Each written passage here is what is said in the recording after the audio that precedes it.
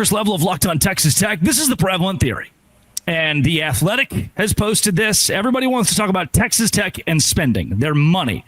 The Athletic writes, college football has changed and the Red Raiders are reaping the benefits. Big 12 fan bases seem to complain a lot this week, saying that Texas Tech had bought its roster. Level, did the Red Raiders buy the roster?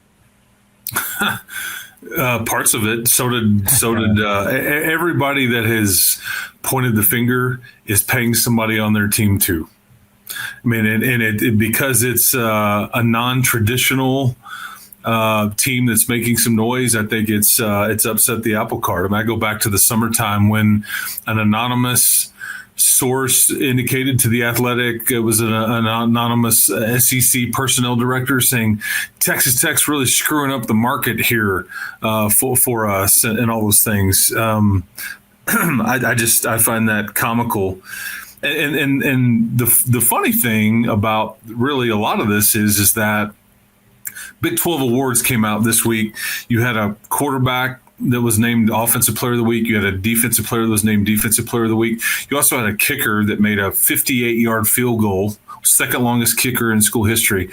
And those three, along with a whole bunch of others, are developed and part of Texas Tech's roster for the last couple of years. Did they utilize the rules and go try to upgrade the trenches and fill in some holes? 1,000%. Have they done a good job of telling that story or being transparent about it? Yeah.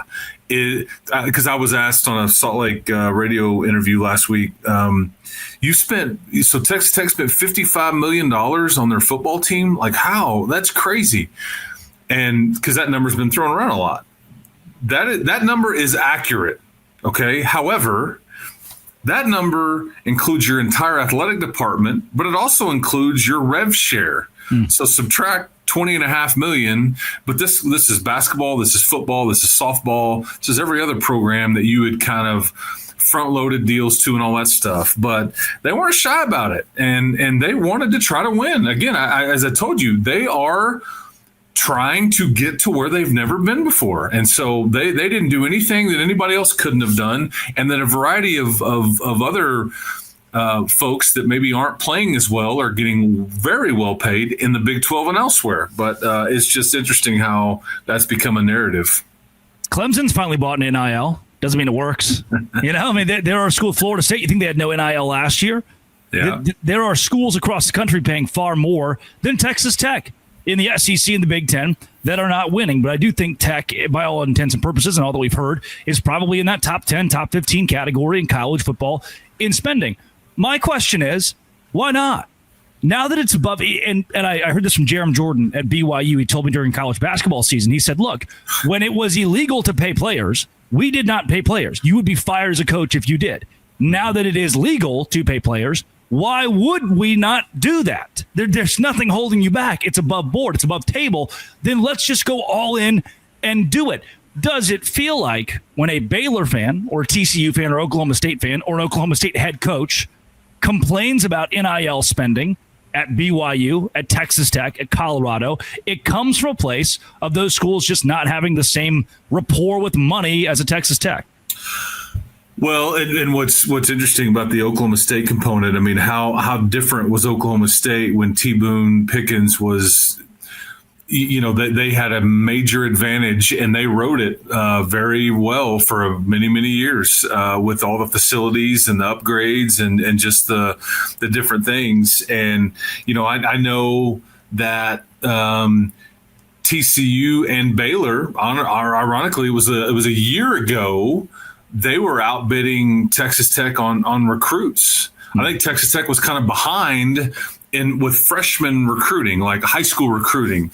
And they, Texas Tech lost a linebacker to Baylor, and they lost an offensive lineman at TCU. And point blank, the either the parent or they're like, man, these schools are offering like 3 times what Texas Tech is, and Texas Tech was trying to save.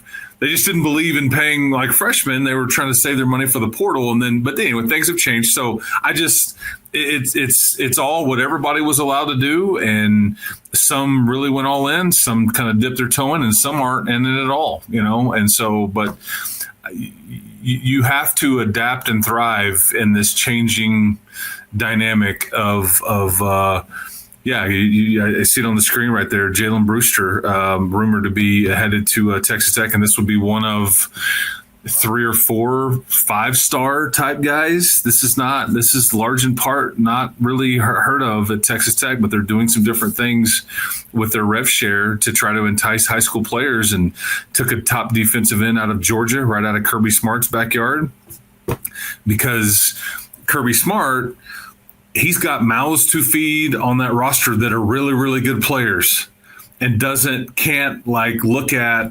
bringing a high school player in that hasn't done anything. Yeah. And there's a rub there. And I think Texas Tech's trying to take advantage of it and trying to, squeeze them a little bit. And it's a blessing and a curse if you're Kirby Smart. You have a really good roster.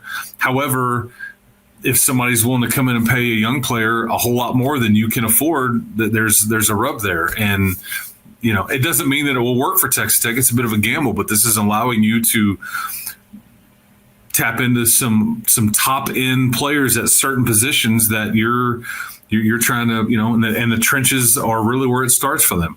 So in essence, to me, if the gripe is Texas Tech is paying its players, the answer is yes, it's legal, and you can too. This is completely open, and maybe where I'll veer us into the final conversation about Rice Eccles Stadium being one of the toughest places to play in the Big 12. Have we given up on the facility? I know Texas Tech is opening new facilities still. I know that Houston just finished theirs, that Baylor finished a practice facility. Are we done with the arms race on campus, and are we completely past good atmosphere stadium, good facilities, and now let's just pay the players?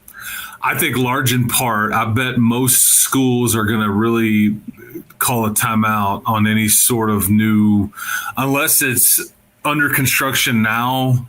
I guarantee you any new planning or any new project that it was on the table is being pushed to the back burner, because you've got now at 20 and it will just incrementally go up over the next 10 years. It's going to end up being 30 in 10 years.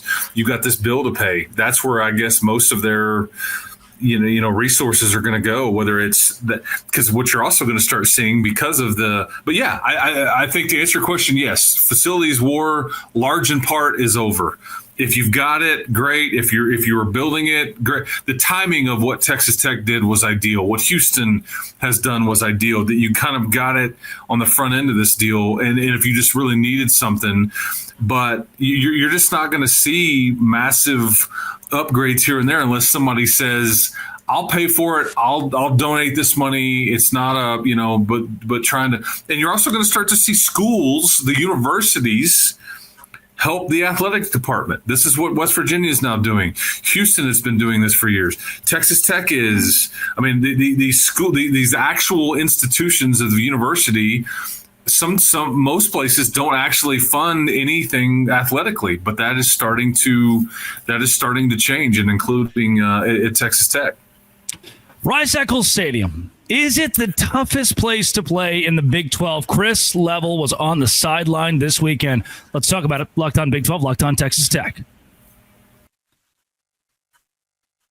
Today's show is brought to you by Mazda Standard. Mazda is exactly what I drive. There's a reason I switched over about a year ago, and that reason is power. Mazda crafts cars for those that do more than simply move. They deliver confidence with every ride, and with more IIHS top safety pick awards than anyone else. Footwork to breathwork, athletes sweat the details. Mazda brings the same intention to how they craft every model. You can feel Japanese craftsmanship in every detail, from the metallic accents to available Napa leather and upholstery. Like our players, we sweat every detail, because when you make every moment count, impossible becomes irrelevant. Mazda, move and be moved with Mazda.